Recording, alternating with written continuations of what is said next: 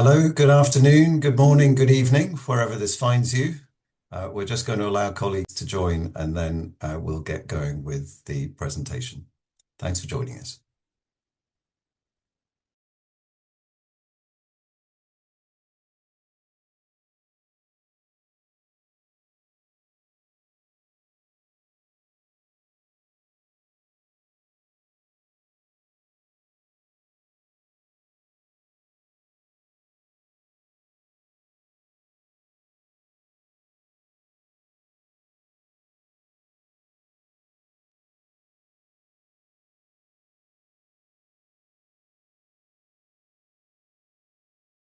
Well, good afternoon, good morning, good evening. My name is Tim from ETOA. I'm joined with Alessia. It looks as though we've already got a good number of participants, so we will start this session, which only lasts about 30 minutes.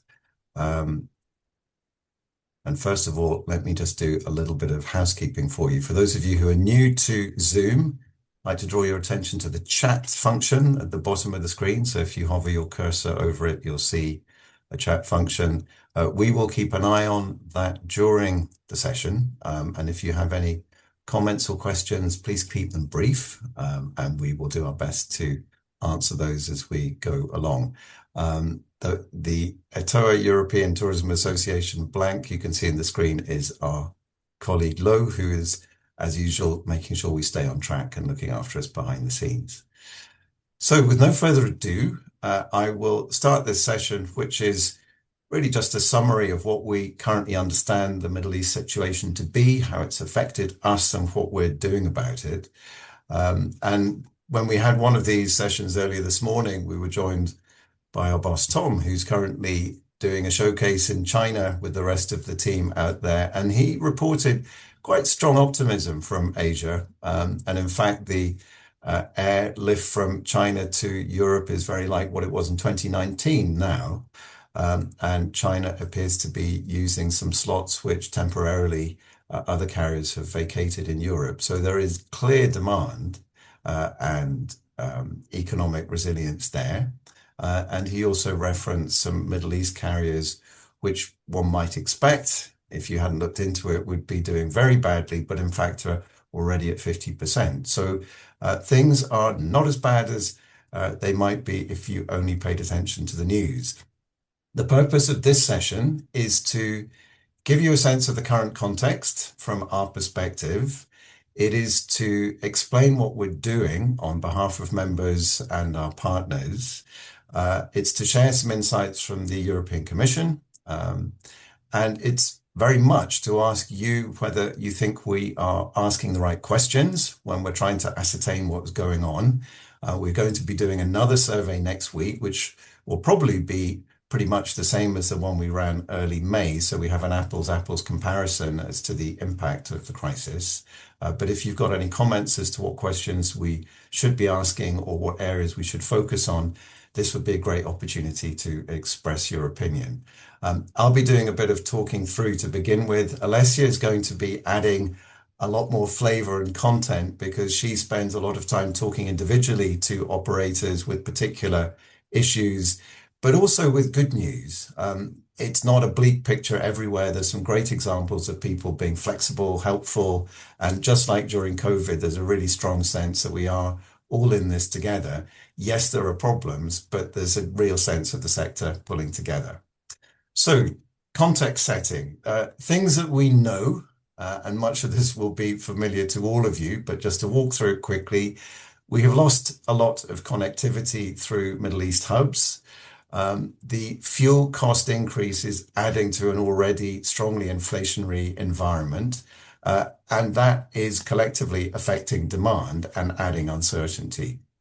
We know there is quite a lot of negative sentiment, and partly that is driven by uncertainty. So there's definitely economic uncertainty there, but there's uncertainty related to whether or not a flight will get enough fuel to come home, that kind of thing.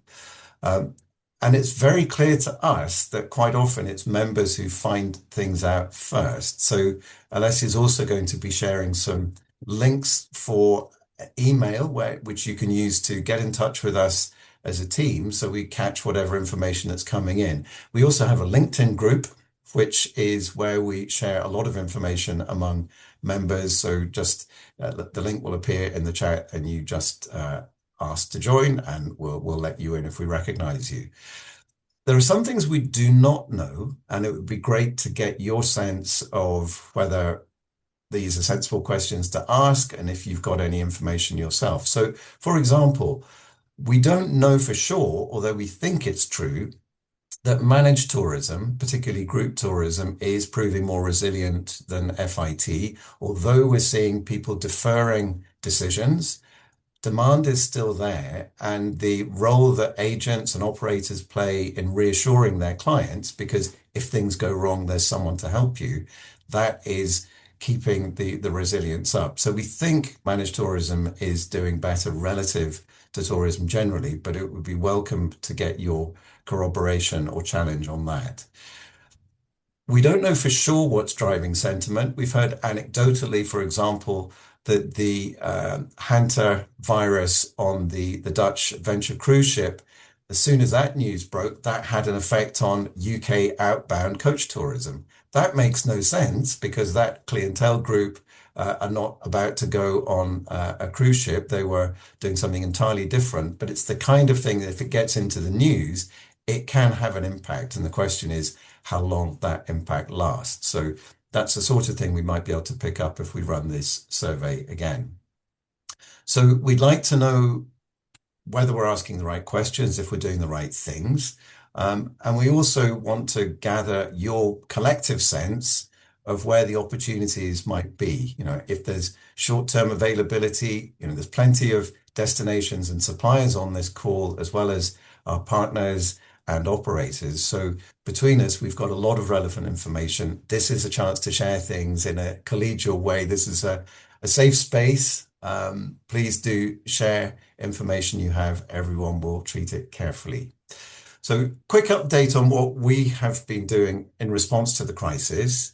One of the first things we did was issue a press release to really recognize just how good much of the private sector was in its response to the crisis. So operators were reporting huge amounts of flexibility among a lot of their hotel partners and private sector attractions in particular. So that's very welcome, very appreciated. Thank you from the buyers to the value chain for their understanding. People have been extremely flexible, allowing bookings to be postponed, taking prepayments and applying them to other bookings and so on. It's not all been easy, and we'll be getting on to some of the problems later. But that was the first thing we did, was recognizing that and calling for as much flexibility as possible. And we know that the public sector is sometimes, it operates differently. Government gets to tell state-owned museums what to do, and government is quite tight with money quite often. So that is limiting the scope for discretion when it comes to refunds in some public museums. But flexibility would still be possible. It would be welcome. Other things we're doing are participating in events, and in particular, we are part of an expert group for the European Commission, whose purpose is really just to collect feedback from the sector so that policymakers can calibrate their response accordingly. And when I finish this introductory bit, I will do a bit of screen sharing and show you some of those bits of information that the Commission has shared with us, and we'll put links to those in the chat so you don't need to take detailed notes. We do a lot of one-to-one chatting. Alessia is carrying the lion's share of that as regards operators. So it's very helpful if you keep telling us what the problem is. We might not be able to do anything about it, but the more we can aggregate the collective insight from the membership, the more we can press our case where there are problems. So what are European, or what's the EU doing? Let's stick to that. So the first thing the EU's done is really reassure people that the fuel situation is fine. There is not a fuel shortage, and steps are taken to make sure that the rules which, for example, required airlines to fill up 90% or more within the EU have now been waived to make it easier to plan fuel loads. So I'll just screen share now and share a couple of things from the Commission. Again, we will share the links, but it's just to give you a sense of the type of information that is available. So 1 second while I start the screen share.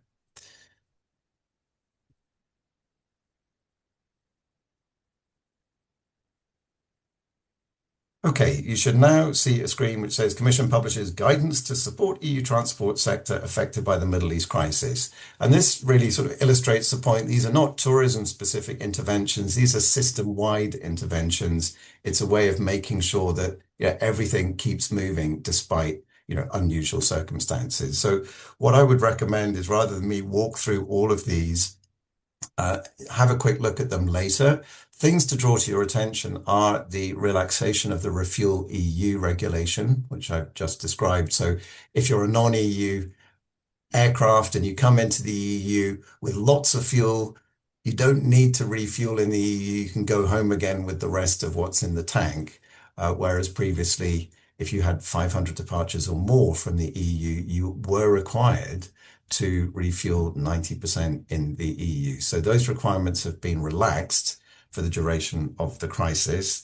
There are certainly other issues which are going to affect people who are buying, as a consumer, if you were buying air only, so you're self-packaging, it's worth reading through this. So for people selling package tourism, much of this won't affect you other than those who are selling to EU consumers. And there's been some general guidance issued about how vouchers could be used. Again, those of us who were here during COVID will remember there was a very fragmented approach to vouchers. Everyone was trying to conserve cash and vouchers were a good option, but each country did it differently and it was extremely hard to keep track of, particularly from a buyer perspective. So some guidance has been issued on that. So this is the general page that I'm just scrolling up and down now. Get ready for lots of detailed European prose. There you go. The Commission notice in detail gets into chapter and verse, and there's some pages of that. It's useful stuff. It's only however pages is. I think it's about 7 or 8 pages long. If you want to study it, and if you sell to EU consumers in particular, that's relevant information for you. But what's good about those expert group meetings is they're very candid. So the Commission is only interested in hearing the real deal. They're not interested in us providing false reassurance. And the information that ETOA members contributed to the survey was really useful. And that was shared in aggregate directly with the Commission. And that will inform the minutes that we've already seen of the last meeting we were in. And I think the sort of headline outcomes are that there's very clear understanding that what is needed is reassurance. Europe is obviously a safe place to visit. Everything works. There's enough fuel, but we need to make sure that our clients in origin markets worldwide understand that, and that if further information needs to be provided, that's done in an organized and calm way. And ETOA, among others, was very clear that that would be a very useful role for the EU to play. That was well noted, and I'm quite certain the Commission will act on that. So we're part of an expert group. I think we might have 1 or 2 colleagues on this call who are also in that expert group. And just like COVID, there's a real sense that we're all in it together. We will get through this. There's plenty of capability within the system. There's plenty of resilience, but a lot of what's needed is reassurance it gets as far as the consumer. So any thoughts on that, particularly around official information and advisories, your insight, super welcome on that. So I'm now going to walk through the results of the survey that we ran. On our website. So were you to go onto our website and just use the search functionality top right and type in Middle East crisis, you'll get to this page, but we will share the link in a second. So this page is really a summary of the main findings in prose, but then off we go to, if I can just get the Zoom bar to get out of the way again. Here we go. So this is what members told us in the first week of May. And the respondents are, as you can see there, mostly tour operators, the rest DMCs and local operators, with a minority, 1 or 2 other, sightseeing tour operators, and some others. Source markets, the most common one the respondents work with is US, followed by Canada. Again, great input from our perspective as regards European Commission. ETOA members really speak for the export income that tourism brings. So we've got very good insight in origin markets. This makes our contribution valuable and sought after. So if there's one message you take from this session, please complete surveys which invite you to say what's going on with the business, because that will make sure that we're providing accurate information to the Commission and to other policymakers. We asked, to what extent has the current Middle East crisis impacted business, and kept it simple, low, moderate, or high? And the impact overall is pretty high. We define high impact as strong and sustained impact requiring major operational changes, such as rebooking, rerouting, cost mitigation, and or strategic shifts, for example, refocusing on other markets or other products. Already about a third were in that position as of early May. So that's serious, but it's nothing like where we were in COVID. So a sense of proportion is needed. Things are functioning, they're difficult, they're expensive, they're tricky, but it's working. But we need to understand, is it getting worse or is it plateauing or what? So we will be issuing the same survey towards the end of this month. We have a newsletter going out next Thursday and we'll prepare the survey ahead of that. So what impact did members report? The biggest one was decrease in demand. And some of that may translate into just deferred demand because people might be booking later, just biding their time, seeing what happens. But a good half are seeing increase in cancellations of tour services. So that's a very big and dramatic impact economically. And you can read for yourself the rest of it, and we'll share the link. We used AI to summarize a lot of text comments. These are fairly uncontroversial and expected, but it is very clear that forward bookings have fallen away. So we are in a period where the pipeline just is not where we'd like it to be. We don't think people have disappeared. We think people still trust the travel industry, but people are not committing to travel in the same way and at the same time relative to departure date than they used to. This is where it gets into the nitty-gritty operationally, and Alessia will have some examples in a couple of minutes. It is getting expensive anyway to do business in Europe. The escalating fuel costs have only aggravated that, so that this overall is affecting European competitiveness. This is not an easy place to work. Cash flow pressure, very clear, very obvious. Perceived supplier flexibility, that picture has changed right at the beginning. And as I said, we issued a PR to say, great news and thank you for all the flexibility that the value chain has shown. There's now less flexibility. People are tending towards strict interpretations of terms and conditions. That may be understandable. It's still tricky. So any way we can negotiate and be flexible would be super welcome. We do continue to notice that there's a differential between private and public sector, but not as much as it was a few weeks ago. So examples of supplier flexibility, good and bad, are what occupy an awful lot of the one-to-one interactions we have. So Alessia, would you like to provide a little bit more color to the words that people can see? Sure. Thank you, Tim. So yes, so through the survey, but also through individual contacts with members, we collected different example of differences in public and private attractions, and we saw that there was slightly less flexibility on the public front.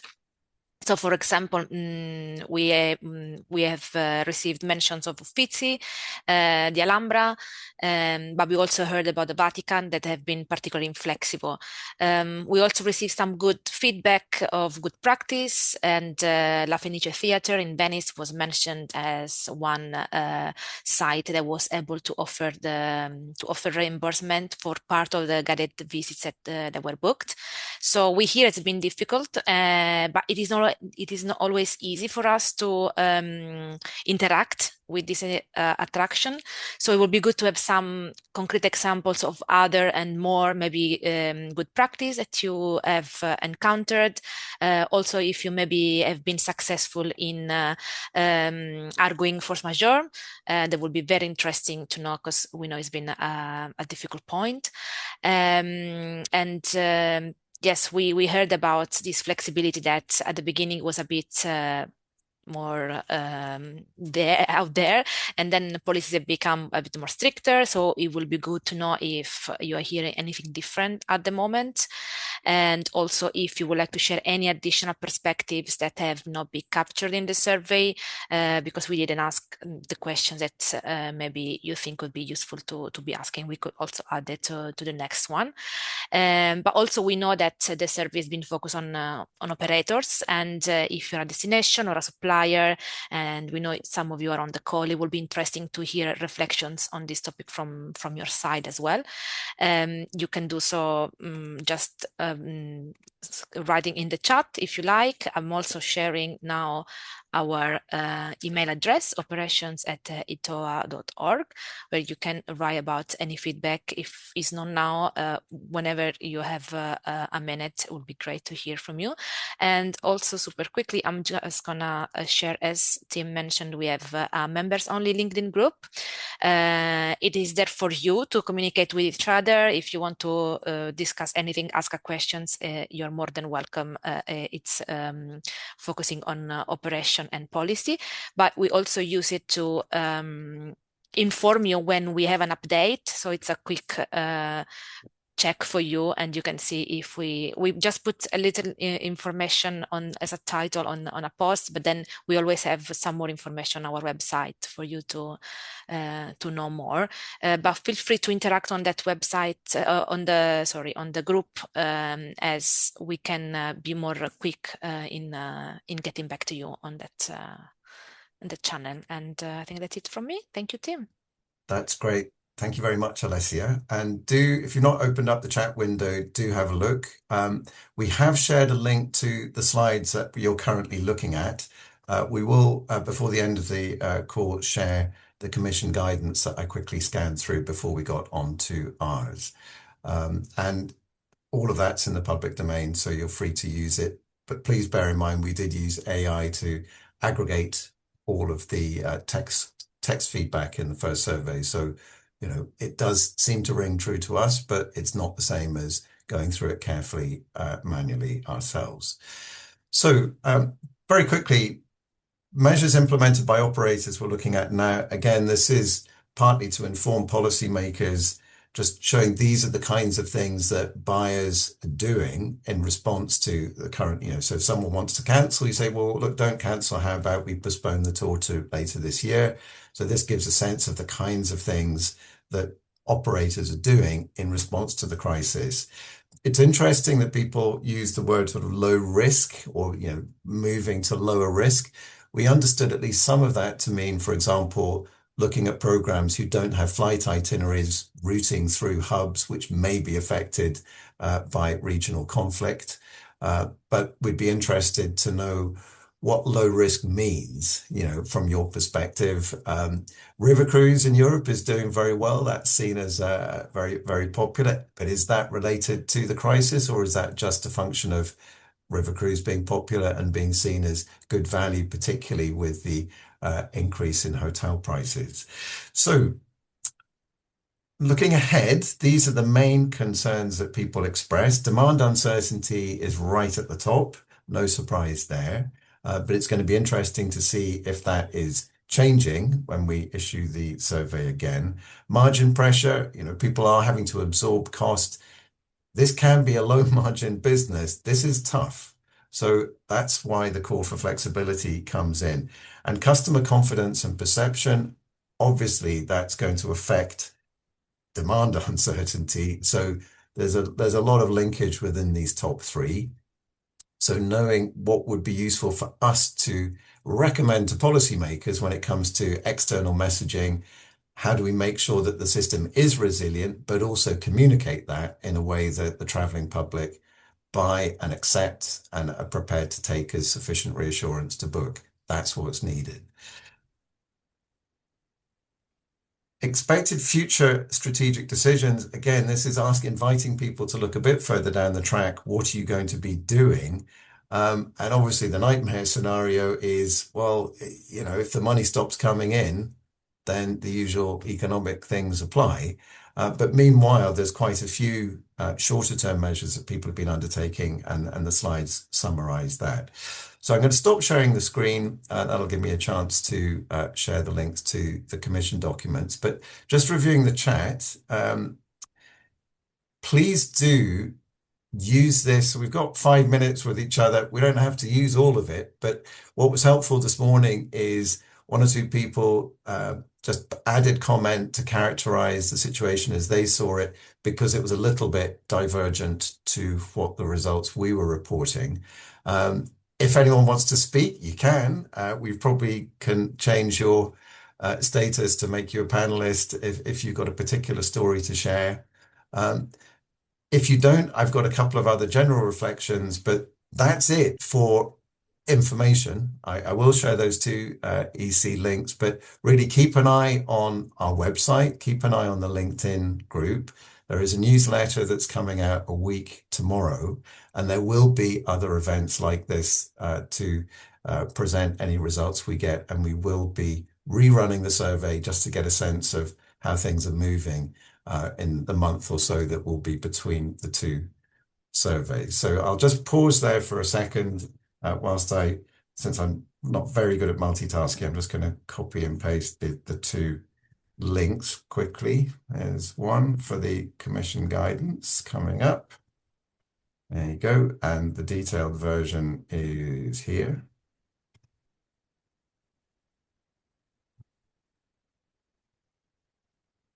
Tim, just wanted Yeah, to please. get your attention to a question in the Q&A from Joao.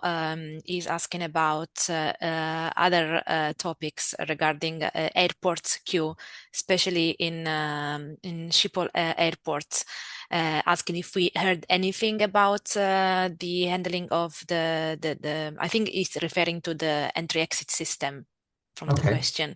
I haven't heard anything specifically so far, but maybe you have a better insight. I have deep and painful understanding of that, being unfortunately the possessor of a non-Schengen passport. So Joanna, thanks for the question. We know that the Airports Council International, ACI, are conducting a survey among all the airports in Europe, and those results will be shared on the 26th, I think. So that is in progress. The situation, as far as we understand it, is it's a very mixed picture. So some places are super efficient, some really not. And whether it's the thing which we would all like to understand is it a failure of, for example, local staffing or local machines, or is it a failure of Schengen information system behind the scenes, so the interoperability of all the various systems that each individual member state instituted. It's one of those things, whereas it's an EU framework, but it's a member state competence to ensure that the infrastructure is in place. So everyone's got different machines, everyone is managing queues differently. It does seem to be very patchy, and my own experience suggests that it took me over 2 hours to go from touchdown to leaving an airport in Berlin for ITB, recent trip to Naples, really quick in and out for Malta, and unsurprisingly highly efficient in Zurich. So it depends. We'd be very interested to gather opinion as to what is or isn't working. Use the operations@etoa.org email for any anecdotal information at all. But I think we'll have some more quantitative data, thanks to ACI, sometime before the end of the month. We do know, and those of you will be aware, some of you will be aware that there is discretion to suspend the collection of biometrics if, for example, there is overcrowding. In theory, the Commission will take a view as to whether or not to extend the period during which that exemption may apply, so push it into September, whereas now that freedom stops sometime in July. So if things don't improve in time for the summer, things could get tricky. It's clearly not a good look if amidst this crisis, which is already adding a lot of cost and complexity and uncertainty, if we add lots of unnecessary queues, that's not smart. So hopefully the political will is there to make sure there's enough investment and organization at arrivals in particular. But thanks for the question, Joao. We have hit our 30 minutes. I'm just seeing, are there any more questions? There is a quick one if you want me to read Yes, it. please go ahead. Are any efforts being taken to ensure that information on regional safety reaches the travelers themselves, in addition to being exchanged among industry representatives? I think that the recognition that that's desirable is clear. Exactly what those efforts should look like and who should coordinate them. So should that be, if you like, top down? So EU coordinating via member states who coordinate via their constituent regions.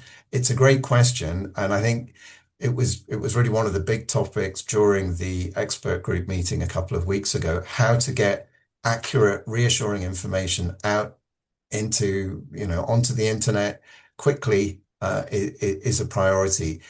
We've certainly noticed that in general, there's lots of, I'm going to sort of say inaccurate reporting. Let's put it mildly.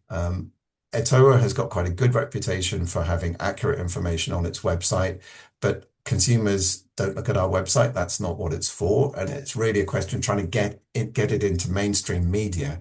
And that's something we do need big government and big government budgets to do. But it's a great question.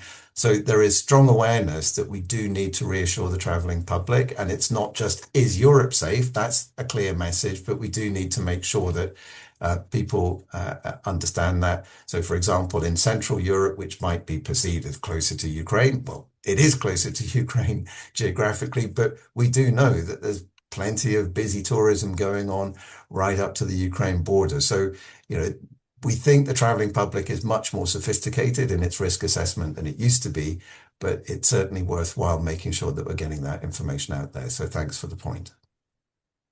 Anything else, Alessia? I cannot see any other questions. All right. Okay, well, thanks everyone.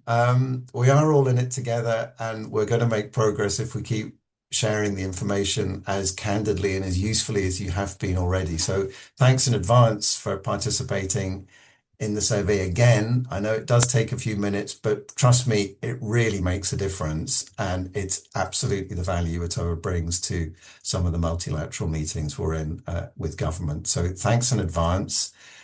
Enjoy the rest of your Wednesday. That's all from us. Thank you.